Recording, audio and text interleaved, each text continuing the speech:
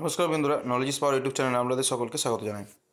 আমরা বায়োলজি যে descriptive series করছিলাম, আজকে তার টপিক হচ্ছে কি ডাইজেস্টিভ সিস্টেম। আমরা এখানে পুরো ডাইজেস্টিভ সিস্টেমটাকে খুব সহজভাবে এক্সাম ওরিয়েন্টেডভাবে আমরা পড়ার চেষ্টা করব। ঠিক আছে, এটা প্রথমে আমরা প্রথম জিনিস হচ্ছে কি ডাইজেস্টিভ সিস্টেম মানে কি। ডাইজেস্টিভ সিস্টেম, তোমাকে যদি জিজ্ঞাসা করে ডাইজেস্টিভ সিস্টেম মানে কি, ডাইজেস্টিভ সিস্টেম একটা ক্যাটাবলিক প্রক্রিয়া। এর বিভিন্ন রকমের এর হচ্ছে কি ক্যাটাবলিক মানে কি বলবো, মেটাবলিক করার জন্য বিভিন্ন রকমের মেটাবলিক রেগুলেটর থাকে, যেগুলো আমরা আগে পড়েছি নিউট্রিশন পড়ার সময়। এখানে আমরা জিনিসটা পড়বো মানে হচ্ছে কি বড় কোনো জিনিসকে ছোট জিনিসে, মানে হচ্ছে কি বড় জিনিসকে ডাইজেস্ট করে ছোট জিনিসে মানে পরিণত করা।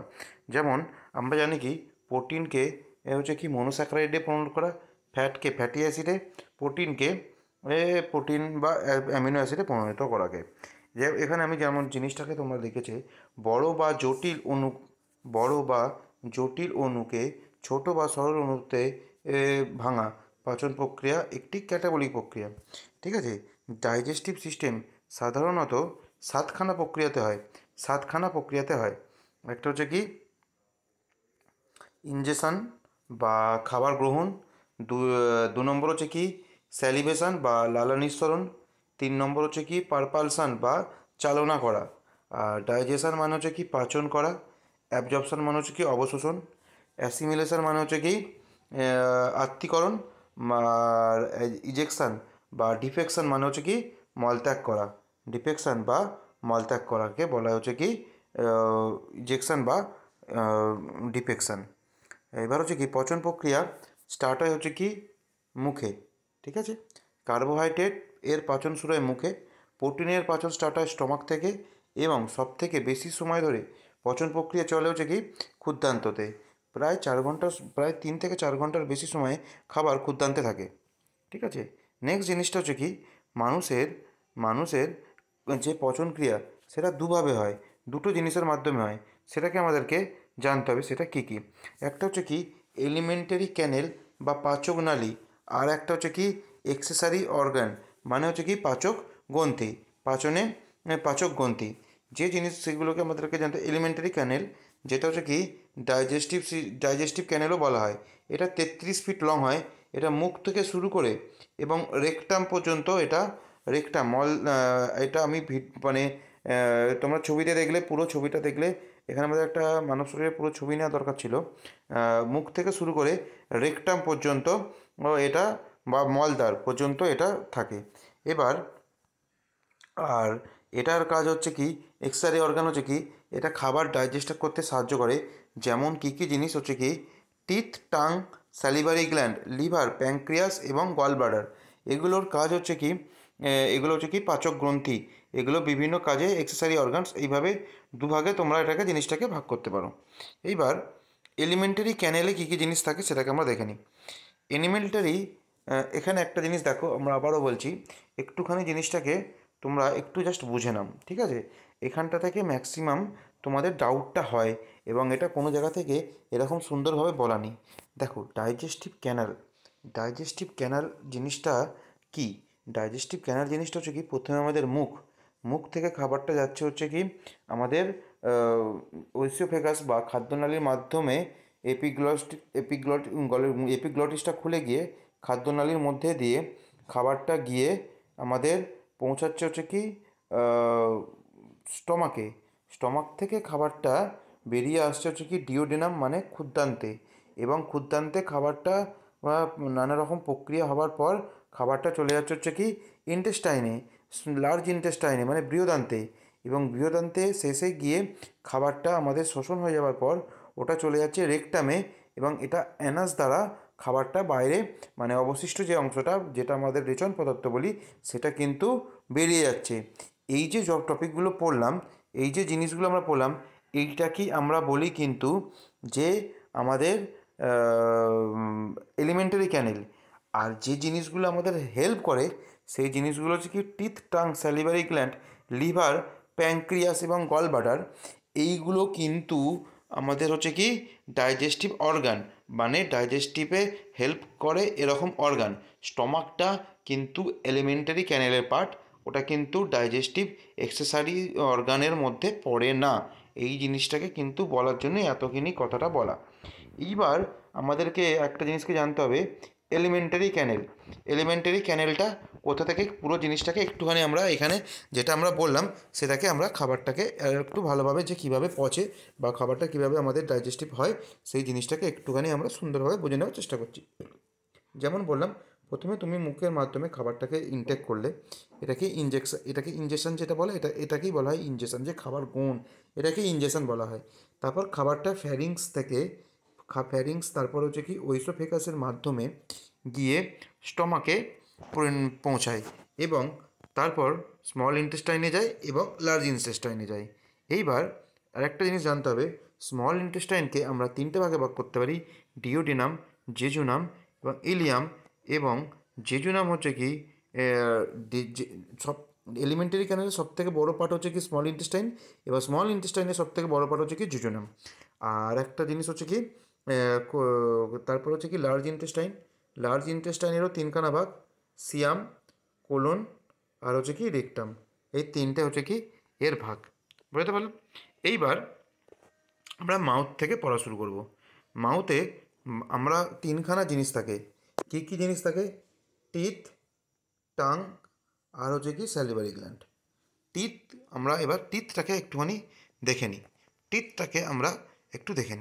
টিথ হচ্ছে কি দুই প্রকারের। একটা হচ্ছে কি মিল্ক টিথ আর একটা হচ্ছে কি permanent teeth. First milk teeth হয় 6 মাস বয়সে, টোটাল 20খানা থাকে। আর পার্মানেন্ট টিথ থাকে 32টা, 6 বছর বয়স থেকে এটা, মানে 6 বছর বয়স থেকে এটা দেখতে পাওয়া যায়। এইবার আমরা একটুখানি জিনিসটাকে আগে দেখে নেব যে আমাদের দাঁত ক প্রকারের। আমাদের দাঁত হচ্ছে কি 4 প্রকারের, ইনসিসার, ক্যানিন, প্রিমোলার, মোলার। এবার যে স্ট্রাকচার হয় ডেন্টাল ফর্মুলা এটাকে বলা হয়, যেটা হচ্ছে কি ডেন্টাল ফর্মুলা যেটা মিল্ক টিথ বা বাচ্চাদের জন্য, সেটা হচ্ছে এখানে যদি দেখো টু মানে 2102, 2102 মানে হচ্ছে কি 2102 মানে হচ্ছে কি এটা হচ্ছে কি এটা আই মানে ইনসিসার, সি মানে ক্যানিন, পি মানে প্রিমোলার, এম মানে মোলার। মানে আমরা এইটাকে কিভাবে ভাগ করেছি, আমাদের দাঁতটাকে মোটামুটি হচ্ছে কি আমরা আপার জ এবং লোয়ার জ, আবার আপার জকে মিডিল করে একটা দিকে ভাগ করা যায় এবং আরেকটা দিকে ভাগ করা যায়। মানে আমাদের দাঁতকে ওপরে দুভাগে এবং নিচে দুভাগে ভাগ করা যায় এবং সমান সংখ্যক দুদিকেই দাঁত থাকে। তো সেখানে হচ্ছে কি এক পাটির একদিকের দাঁত থাকে হচ্ছে কি দুখানা ইনসিসার, একটা কেনিন, কোনো প্রিমোলার থাকে না, মলার হচ্ছে দুটো। এখানে যোগ করলে 5টা, 4 দিয়ে গুণ করলে 20টা। ডেন্টাল ফর্মুলা তোমাদের মনে রাখতে হবে 2102, এটা কিন্তু তোমাদের মনে রাখতে হবে। আর এটাই বড়দের ক্ষেত্রে বা যাদের পার্মানেন্ট টিথ আছে তাদের ক্ষেত্রে হয়ে যায় কি 2123 এবং এটা দেখো যোগ করলে 8 হবে এবং 8 × 4 করলে হবে কি 32টা। ঠিক আছে, তাহলে 4 প্রকার। এবার 4 প্রকারের দাঁত হয়। প্রথমে হচ্ছে কি মানে মিল্ক টিথ বা দুধের দাঁত যেটাকে বলা হয় সেটা থাকে 20টা, আর পার্মানেন্ট টিথ থাকে 32টা। বাচ্চাদের ফর্মুলা হচ্ছে কি 2102, আর বড়দের ফর্মুলা হচ্ছে কি 21 মানে প্রথম দুটো দাঁত তুমি যে দেখতে পাচ্ছ তার প্রথম দুটো দাঁত হচ্ছে কি ইনসিজার, তারপরে যেটা ছুঁচ মতন দাঁত থাকে সেটা হচ্ছে ক্যানিন, তারপরে দুটো দাঁত হচ্ছে কি প্রিমোলার, তারপরে 3টে দাঁত হচ্ছে কি মোলার। এটাই আমি বোঝাতে চাইছিলাম। এইবার আরেকটা জিনিস জানতে হবে যে এটা জানতে হবে যে ইঁদুর হচ্ছে কি ইনসিজার টিথটাকে ইউজ করে। হাতির যে বেরিয়ে থাকে না লম্বা মতন হাতির দাঁত, যেটাকে আমরা অ্যাকচুয়ালি বলি সেটা হচ্ছে কি ইনসিজার। আর দাঁতের উপরে একটা পদার্থ থাকে যেটা দাঁতকে প্রোটেক্ট করতে সাহায্য করে, তার নাম এনামেল, এবং এনামেল হচ্ছে কি hardest substance in our human body. এবার উইস্টম টিথ বা আক্কেল দাঁত যেটাকে বলা হয় সেটা সাধারণত 25 বছর, এমন নয় যে সবার 25 বছর বয়সেই আসে, অন অ্যান অ্যাভারেজ 25 বছর বয়সে আসে। এবং এটা হচ্ছে কি লাস্ট মোরাল টিথ এবং এর কোনো কাজ থাকে না, এই জন্য ম্যাক্সিমাম ক্ষেত্রে ডাক্তার এটা তুলেও দেয় অনেকের, যন্ত্রণা হয় যাদের। এইবার আমরা পড়বো হচ্ছে কি টাং। টাংকের টেস্ট পার্ট অনুযায়ী 4খানা টেস্ট পার্ট আছে এবং এই টেস্ট পার্ট অনুযায়ী আমরা টাংকে চার ভাগে ভাগ করতে পারি। শুরু থেকে শেষের দিকে আমরা যদি 1, 2, 3 এবং 4 ভাবে ভাগ করি, সবথেকে শুরুতে আমরা যে টেস্ট বারটা থাকে সেটা হচ্ছে সুইট, এবং তারপরে থাকে সল্ট, তারপর হচ্ছে কি টক বা সোর, এবং তারপর হচ্ছে কি তেতো একদম পেছনে। এইবার এটা একটা জিনিস তোমরা জেনে রাখা উচিত, এটা পরীক্ষাতে কোশ্চেন এলে তোমরা এটাকে উত্তর দেবে এবং এটা কোনো রকম ভুল হবে না, এটা একদম ঠিক আছে। কিন্তু তোমাদের একটা জিনিসকে জানতে হবে, সেই জিনিসটা কি সেটা একটুখানি তোমরা জেনে নাও। সেটা হচ্ছে কি, এখন সায়েন্টিস্টরা বা ডাক্তাররা যে কথাটা বলে যে এরকম কোনো এরকম কোনো রকম টেস্ট বাট বলে কিছু জিনিস জীবের মধ্যে থাকে না, এরকম কোনো ভাগ করাও যায় না। কারণ হচ্ছে কি, কয়েক লক্ষ টেস্ট বাট আছে আমাদের জীবের মধ্যে, কয়েক লক্ষ। সেই কারণে এই তত্ত্বটাকে বর্তমানে খারিজ করে দেওয়া হয়েছে, কিন্তু পড়ার জন্য আমাদেরকে মনে রাখতে হবে। এইবার স্যালিভারি গ্ল্যান্ড, এই জিনিসটাও তোমরা কোথাও পড়োনি। 3 পেয়ারে স্যালিভারি গ্ল্যান্ড থাকে, মোট 6টা। প্রথম হচ্ছে কি সাব ম্যান্ডিবুলার, সাবলিঙ্গুয়াল, আর হচ্ছে কি প্যারোটাইড। মানে দুটো থাকে হচ্ছে কি সাব ম্যান্ডিবুলার স্যালিভারি গ্ল্যান্ড, দুটো থাকে সাবলিঙ্গুয়াল স্যালিভারি গ্ল্যান্ড, দুটো থাকে প্যারোটাইড স্যালিভারি গ্ল্যান্ড। সব থেকে বড় salivary gland parotid salivary gland. Parotid salivary gland হচ্ছে কি সব থেকে বড় স্যালিভারি গ্ল্যান্ড। নেক্সট জিনিসটা আমরা যেটা দেখব, লালাগ্রন্থি বা স্যালাইভারি গ্ল্যান্ড থেকে সালাইভা বা লালা নিঃসৃত হয়, যার পিএইচ মান হচ্ছে কি 6.8। এটা একটি অ্যাসিডিক। তোমরা একটা কোশ্চেন করবে যে পিএইচ এইটাকে প্রথম ডেভেলপ করে। আচ্ছা, এটাকে একটা লুব্রিকেন্ট বা কি বলবো, কোনো কিছু খাবার যে তুমি খাচ্ছ সেটা চিবিয়ানোর পর যে তুমি স্মুথলি নিচের দিকে যদি তোমার যায়, সেইটার কারণের জন্য সেটাকেই বলা হচ্ছে কি মানে লুব্রিকেন্ট করে দেওয়া, সহজভাবে যাতে খাবারটা লালা মিশ্রিত হয়ে যাবে, অ্যাকচুয়ালি হড়হড়ে হয়ে যায়, যাতে খাবারটা নিচের দিকে চলে যেতে পারে। এইবার এটা জানতে হবে 1.5 লিটার লালা নিঃসৃত হয় প্রত্যেক দিন। 1.5 লিটার লালা নিঃসৃত হয় প্রতিদিন। আচ্ছা, দু রকমের উৎসেচক থাকে, একটা হচ্ছে কি টাইলিন, যেটা স্টার্চ জাতীয় খাবার, মানে স্টার জাতীয় খাবারকে ডাইজেস্ট করতে সাহায্য করে। আর লাইসোজেম থাকে, এর কাজ হচ্ছে কি খাবারের মধ্যে অবস্থিত ব্যাকটেরিয়াকে নষ্ট করা। সাধারণত যে ব্যাকটেরিয়াটা থাকে সেটা হচ্ছে কি ল্যাক্টোব্যাসিলাস। এই ব্যাকটেরিয়াটা থাকে যেটা যে অন্য সব বাজে ব্যাকটেরিয়াকে মারতে সাহায্য করে। কোথায় থাকে? লাইসোজেম লালাতে। আচ্ছা, এবার হচ্ছে কি একটুখানি জিনিস আমরা দেখো, এটা একটা আমরা সহজভাবে হিউম্যান ডায়াগ্রাম, খুবই টাফ জিনিস, আমরা এখানে সহজভাবে একটা জিনিসকে বোঝানোর চেষ্টা করেছি। সেই জিনিসটা কি তোমরা একটুখানি দেখলে বুঝতে পারবে। সেই জিনিসটা হচ্ছে কি, এটা তোমরা যদি দেখো বুঝতে পারবে। প্রথমে যদি ধরো এটা আমাদের নাক, এটা আমাদের মুখ, ঠিক আছে? এবার আমাদের এটা হচ্ছে কি উইন্ড পাইপ, ঠিক আছে? এটাকে বলা হয় উইন্ড পাইপ।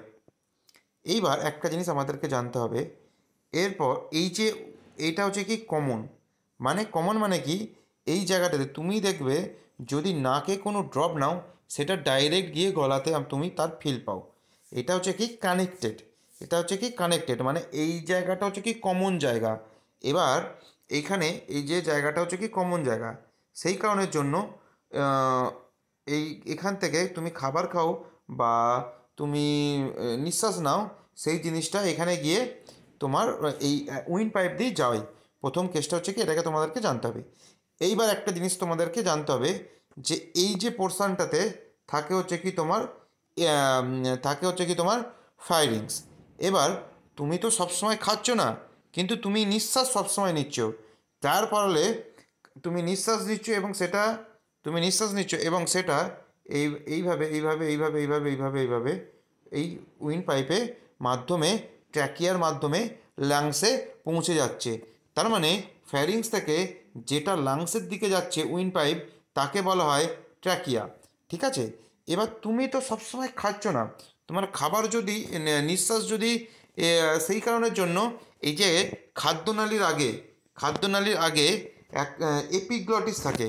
তুমি যখন খাবে তখন এই এপিগ্লটিসটা খুলে যাবে এবং এই খাবারটা স্টমাকে গিয়ে চলে যাবে এবং এটাকেই ফুড পাইপ বলা হয়, যার নাম হচ্ছে কি ওইসোফেগাস, যার নাম হচ্ছে কি ওইসোফেগাস। এবং এটা 23.27 সেন্টিমিটার লং এবং এটার কাজ হচ্ছে খাবারকে স্টমাকে পৌঁছোতে সাহায্য করা। এইবার তোমরা একটা জিনিস খাও, তুমি ধরো কোনো জিনিস খাচ্ছ, ধরো তোমরা সবাই ডিসকভারি চ্যানেল বা ন্যাশনাল জিওগ্রাফি চ্যানেল দেখেছো যে যখন কোনো সাপ খায় সেইটা সাপটা কি খাবারটা যখন যায় তখন পেটটা একটুখানি বাড়ে কমে এবং এরকম করতে করতে সামনের দিকে এগিয়ে যায়। যেমন আমি এই ছবির মাধ্যমে এটাকে বোঝানোর চেষ্টা করেছি। তোমরা একটু দেখো, আমরা যখন খাবারটা খাই তখন আমরা দেখতে পাই না, কিন্তু ওইসোফেগাসে খাবারটা এইভাবেই যায়, এইভাবেই যায়। এই প্রক্রিয়াটাকে বলা হয় পেরিস্টাইলিস বা ক্রোম সংকোচন প্রক্রিয়া। এটা প্রসারণটা লিখে নেবে তোমরা, পেরিস্টাইলিস বা ক্রোমোসংকোচন প্রসারণ বা কনস্ট্রাকশন অ্যান্ড স্প্রেডিং অফ ওইসোফেগাস, এই প্রক্রিয়াটাকে বলা হয় প্যারিস্টাইলিস। এই টার্মটা আসবে, মুখস্থ রাখতে হবে। নেক্সট, খাবার যখন এখান থেকে চলে গেল স্টমাকে, তো স্টমাকে কী হয়, স্টমাক হচ্ছে কি 25 সেন্টিমিটার লং এবং এটা সিক্রেট করে হচ্ছে কি গ্যাস্ট্রিক জুসি, যার পিএইচ 1.25, মানে এটা কি হাইলি অ্যাসিডিক, এইচসিএল বা এইচসিএলে এইচসিএল যেটা আমাদের থাকে এটা যে হাইলি অ্যাসিডিক। এবার এইচসিএলে চারটে সাধারণত স্টমাকে আমরা সাধারণত বা গ্যাস্ট্রিক জুসে আমরা সাধারণত চারখানা জিনিস পাই, চারখানা। প্রথম জিনিস হচ্ছে কি পেপসিন। এর কাজ কি ডাইজেস্ট প্রোটিনকে পেপটাইডে পরিণত করা এর কাজ। রেনিন হচ্ছে দুধে থাকা যে কেসিন প্রোটিনকে ডাইজেস্ট করে, দুধের মধ্যে যে কেসিন প্রোটিন থাকে তাকে সাহায্য করে। এইচসিএল হচ্ছে কি খাবারটাকে অ্যাসিডিক করে তোলে, খাবারটাকে অ্যাসিডিক করে তোলে। আর থাকে হচ্ছে কি ওয়াটার কি থাকে, এটা হচ্ছে কি যেহেতু হাইড্রোক্লোরিক অ্যাসিড হাইলি মানে কি বলবো হাইলি অ্যাসিডিক, সেই জন্য এটাকে নিউট্রাল করার জন্য কি থাকে, জল থাকে। এইবার আমরা এখান থেকে আর একখানা জিনিসকে পড়ব। আমরা যদি ধরে নিই এটা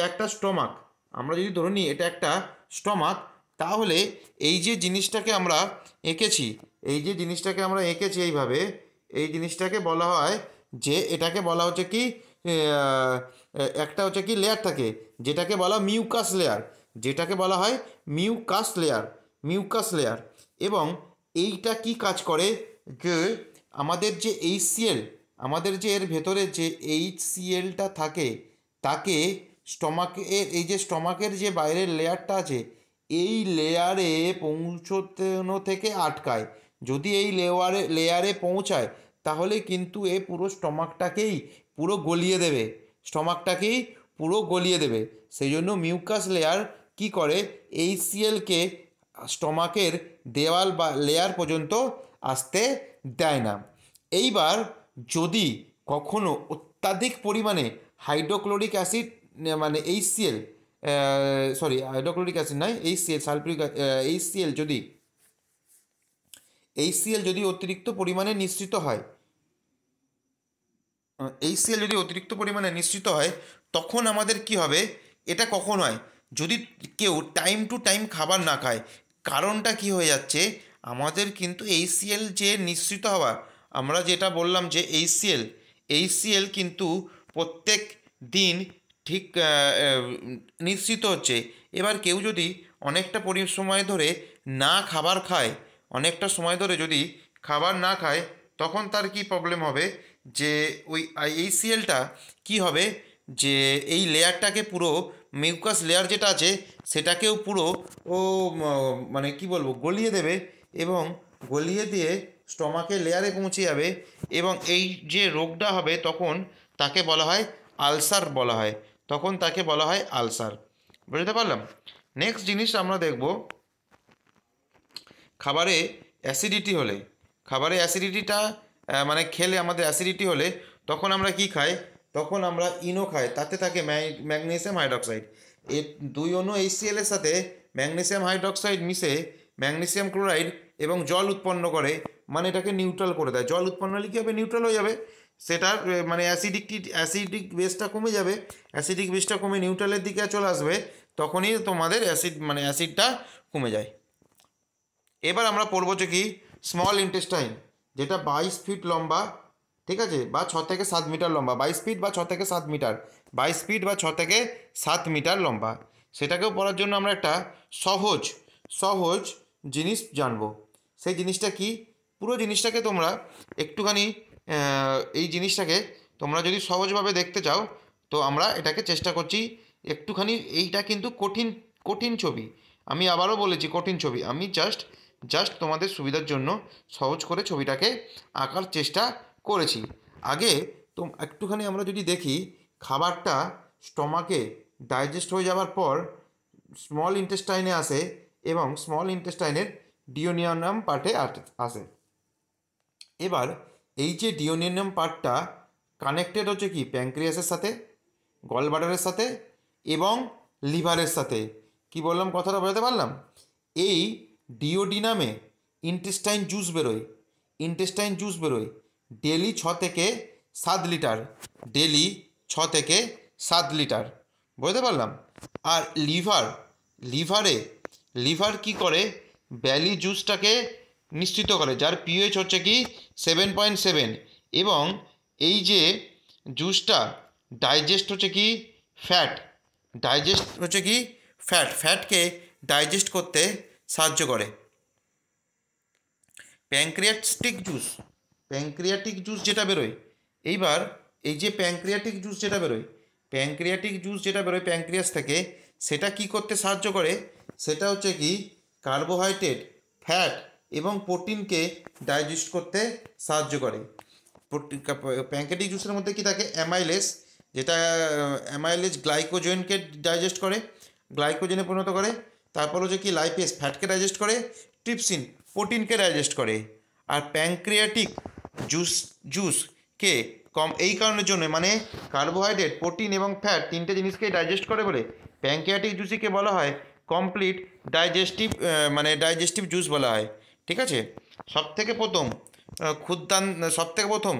ক্ষুদ্রান্তে প্যাঙ্ক্রিয়াটিক জুস মেশে, তারপর বেলি জুস মেশে এতে কোনো বেলি জুস যেটা মেশে তাতে কোনো এনজাইম থাকে না। কি বললাম, কথাটা বলতে পারলাম? তোমরা পয়েন্টগুলো লিখে নাও, আমি আবার একটুখানি বাদে বুঝিয়ে দিচ্ছি। এইবার ডিওডিনাম থেকে ইন্টেস্টাইন জুস নিঃসৃত হয়, এটি কার্বোহাইড্রেট এবং প্রোটিনকে পচন করতে সাহায্য করে। এইটুকু জিনিসটা থাকার পর আমরা একটুখানি যে এটাকে আগে জেনে নিই, এটাকে আমরা একটুখানি সহজভাবে মুছে নিই। খাবার যখন এই স্টমাক থেকে ইন্টেস্টাইনে এলো, প্রথম হচ্ছে কি প্যাঙ্ক্রিয়াস থেকে প্যাঙ্ক্রিয়াটিক জুস নিঃসৃত হবে, যেটা ইন্টেস্টাইনে যাবে, এবং এটা ইন্টেস্টাইনে গিয়ে কার্বোহাইড্রেট, প্রোটিন, ফ্যাট এই তিনখানা জিনিসকেই এই ডাইজেস্ট করতে সাহায্য করে। তারপর হচ্ছে কি লিভার থেকে বেলি জুস বেরোয়, এবং এই বেলি জুস ডাইজেস্ট করে কাকে, ফ্যাটকে, এবং এটা কোথায় থাকে, গল ব্লাডারে থাকে। এটা কোথায় থাকে, গল ব্লাডারে জমা হয়, ঠিক আছে, গল ব্লাডারে জমা হয়।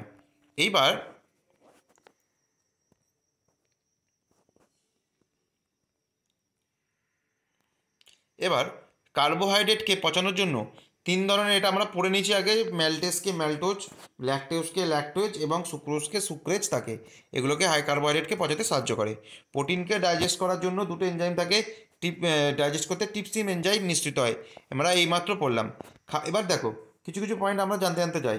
খাবার সবথেকে বেশি ক্ষুদ্রান্তে জিওজিনামে থাকে, ক্ষুদ্রান্তে সবথেকে শেষে ইলিয়ামে খাবার পৌঁছায়, ইলিয়ামে উইলি বা ভিলি থাকে। এর কাজ হচ্ছে সব ধরনের নিউট্রিশনকে শোষণ করে নেওয়া এবং তারপর নিউট্রিয়েন্টস ব্লাডে মিশে সব কোষে চলে যায়। এবার আমাদের একটা জিনিস এখানে জানতে হবে, যেটাকে একটুখানি আমাদের ভালোভাবে জানতে হবে। কী জিনিস, এটা হচ্ছে কি বেলি জুস। বেলি জুস হচ্ছে কি পিএইচ মান হচ্ছে কি 7.7। এর কালার হচ্ছে কি গ্রিনিশ ইয়েলো। এটাকে কীরকম ধরনের তরল তোমাকে জিজ্ঞাসা করলে তোমাকে উত্তর দিতে হবে গ্রিনিশ ইয়েলো স্টিকি ফ্লুইড। এবার হচ্ছে কি এর গ্রিনিশ কালারটি কিসের জন্য হয়? বিলিরুবিনের জন্য হয়। বিলিবারডাইন। বিলিবারডাইনের জন্য হয় গ্রিনিশ কালারটা। ইয়েলো কালারটা বিলিরুবিনের জন্য হয়। আর এটা একটু থকথকে পদার্থ হয়। সেটা কি স্টিকি হয়, মানে এটা কেন হয়? কোলেস্টেরলের জন্য হয়। আর এটা তরল পদার্থ হয়। এবার এটা একটা জিনিস জানতে হবে, এটা এটা একটুখানি জিনিসটা তোমরা গল্পটাকে শুনে নাও। কি হয় আমাদের রক্তে একটা জিনিস থাকে, একটা কণিকা থাকে, যেটাকে হচ্ছে কি লোহিত রক্ত কণিকা বা আরবিসি। এই আরবিসি গ্র্যাভিয়াট হচ্ছে কি স্প্লিন। স্প্লিন যা হচ্ছে কি লিভারের একদম কাছেই অবস্থিত। কি কথাটা বললাম বুঝতে পারলে? এবার যখন এই স্প্লিনে বা স্প্লিহাতে যখন আরবিসি ধ্বংস হচ্ছে, তখন এই আরবিসিটা বিলিবারডাইন এবং বিলিরুবিনে পরিণত হয়ে যায়। বোঝাতে পারলাম? সেই এবার যখন এটা অতিরিক্ত পরিমাণে আরবিসি অতিরিক্ত পরিমাণে নষ্ট হবে, তখন কি হবে? লিভারে বেশি পরিমাণে এই যে বাইল, মানে হচ্ছে কি বিলিবারডাইন এবং হচ্ছে কি বিলিরুবিন বেশি উৎপন্ন হবে এবং শরীর হলুদ রঙের হয়ে যাবে। এটাকে আমরা কি বলি? টাইফয়েড। টাইফয়েড বলি আমরা এটাকে। আচ্ছা, এবার হচ্ছে কি যখন ভালো করে বোঝার চেষ্টা করো, এখানে হচ্ছে কি গলব্লাডারের মধ্যে এরকম জায়গাতে যখন বেশি পরিমাণে ক্যালসিয়াম অক্সালেটের কারণে গলব্লাডারে স্টোন জমা হয়। এটা বেশি কারণে কী কারণের জন্য হয়? বেগুন, ঢ্যাঁড়স বা সেই সমস্ত সবজি যে সবজিতে অক্সালিক অ্যাসিড বেশি থাকে, কিন্তু সেগুলো যদি ভালোভাবে ডাইজেস্ট না হয় গলব্লাডারে স্টোন হয়। তখন ফ্যাটের ডাইজেশনে প্রবলেম হয়। ফ্যাটের ডাইজেশনে প্রবলেম হয়। এইবার যখন হয় তখন কি হয়? তখন আমাদের শরীরে যখন গলব্লাডার স্টোন হয়, যদি সেটাকে কিওর করা না যায়, তখন কি হয়? এই গলব্লাডারের স্টোন থেকে গলব্লাডারটাকে কি করা হয়? বাদ দিয়ে লিভারের সাথে ডাইরেক্ট এর কানেকশান করে দেওয়া হয় ডিওডিনামে, যাতে বেলুজাস উৎপন্ন হবে, ডিওডিনামে চলে যাবে। বেলুজাস উৎপন্ন হবে, ডিওডিনামে চলে যাবে। এবার আমাদেরকে জানতে হবে লাস্ট পর্যায়ে আমাদের খাবারটা কী করে। লাস্ট পর্যায়ে আমাদের খাবারটা এসে লাস্ট পর্যায়ে আমাদের খাবারটা পৌঁছায় বৃহদন্ততে। এবং বৃহদন্তের তিনখানা পার্ট, সেটা হচ্ছে কি প্রথমটা হচ্ছে কি সিসাম। সিসামের কাজ হচ্ছে কি কানেক্ট লার্জ অ্যান্ড স্মল। এর কাজ হচ্ছে কি স্মল ইন্টেস্টাইন এবং লার্জ ইন্টেস্টাইনকে যুক্ত করা। তারপর হচ্ছে কি অবশিষ্ট খাবারকে পৌঁছে দেওয়া হচ্ছে কি কোলন। আর এটা হচ্ছে কি তৃণভোজী যে প্রাণী হয় তাদের সিসাম সব থেকে বড় হয়। সিসাম সব থেকে বড় হয়।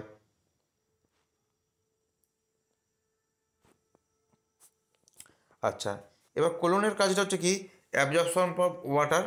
আর ইকলি ব্যাকটেরিয়া থাকে। এটা একটা এর মধ্যে এই কোলনে একটা ইকলি ব্যাকটেরিয়া থাকে, এটাকে লার্জ ইন্টেস্টাইনকে প্রোটেক্ট করে। লার্জ ইন্টেস্টাইনকে প্রোটেক্ট করে, ঠিক আছে। এবার হচ্ছে কি কোনো কারণে যদি আমাদের শরীরে এইটা মরে যায়, তখন আমাদের ডাইজেস্টিভ সিস্টেমে প্রবলেম হয়ে যায়। তখন আমাদের মানে খাবার কিন্তু খুব ভালোভাবে মানে ডাইজেস্ট হয় না, বা আমাদের কি হয় যে পটি ভালোভাবে হয় না। আর রেকটামের কাজ হচ্ছে কি ওয়েস্টেজ মানে রেচন পদার্থকে এনাস দ্বারা বাইরে বার করে দেওয়া। বুঝতে পারলাম? এটাই হচ্ছে কি আমাদের এইটাই ছিল হচ্ছে কি আমাদের ডাইজেস্টিভ সিস্টেম, যেটা সেটার হচ্ছে কি পুরো ডাইজেস্টিভ পার্টটা খুব সহজভাবে তোমাদেরকে পড়ানোর চেষ্টা করেছি। এরকম আরও গুরুত্বপূর্ণ এবং সহজ ভাষায় বায়োলজি পড়তে চাইলে বা সায়েন্সের যে কোনো টপিক পড়তে চাইলে অবশ্যই আমার চ্যানেলটিকে সাবস্ক্রাইব করে দিও। আর হচ্ছে একটা জিনিস, এএনএম এবং জিএনএমের জন্য আমরা একটা স্পেশাল কোর্স করছি। যারা এই কোর্সটা করতে যাও তারা কমেন্ট করে জানাতে পারো। ধন্যবাদ।